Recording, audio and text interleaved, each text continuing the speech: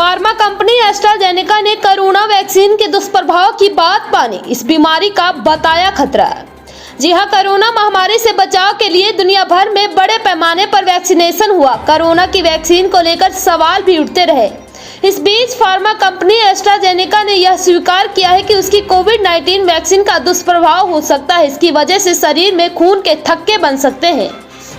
Corona महामारी को पूरी दुनिया ने झेला था। इस बीमारी से बचाव के लिए बड़े स्तर पर टीकाकरण भी हुआ।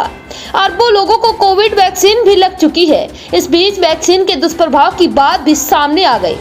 फार्मा कंपनी एस्ट्राजेनेका ने यह स्वीकार किया है कि उसकी कोविड-19 वैक्सीन एक दुर्लभ दुष्प्रभाव पैदा कर सकती है, जिसे थ्रोम्बोसिस विद थ्रोम्बोसाइटोपेनिया सिंड्रोम के रूप में जाना जाता है। टीटीएस की वजह से शरीर के खून में धक्के बन जाते हैं, जिस कारण हार्ट अटैक या ब्रेन स्ट्रोक आ सकता है। यूके अदालत में चले एक मामले में कोर्ट में कंपनी अपने दस्तावेजों में यह माना है कि लंदन के समाचार पत्र द टेलीग्राफ की एक रिपोर्ट में यह खुलासा किया गया। फार्मास्यूटिकल कंपनी एस्ट्राजेनेका ने ऑक्सफोर्ड विश्वविद्यालय के साथ साझेदारी में वैक्सीन विकसित की है।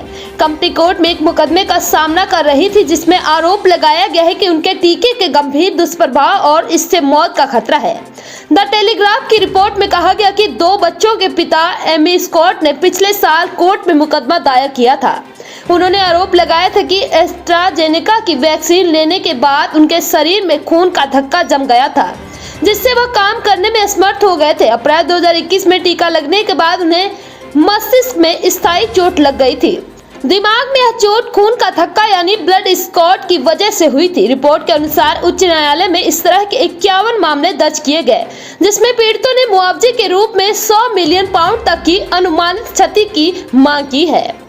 वही आपको बता दें, कंपनी ने मई 2023 में स्कॉट के वकीलों से कहा था कि वे यह स्वीकार नहीं करते हैं कि टीटीएस सामान्य स्तर पर वैक्सीन के कारण होता है। हालांकि फरवरी में उच्च न्यायालय को सौंपे गए कानूनी दस्तावेजों में एस्ट्राजेनेका ने कहा कि उसकी वैक्सीन कुछ मामलों में टीटीएस का कारण बन सकती है।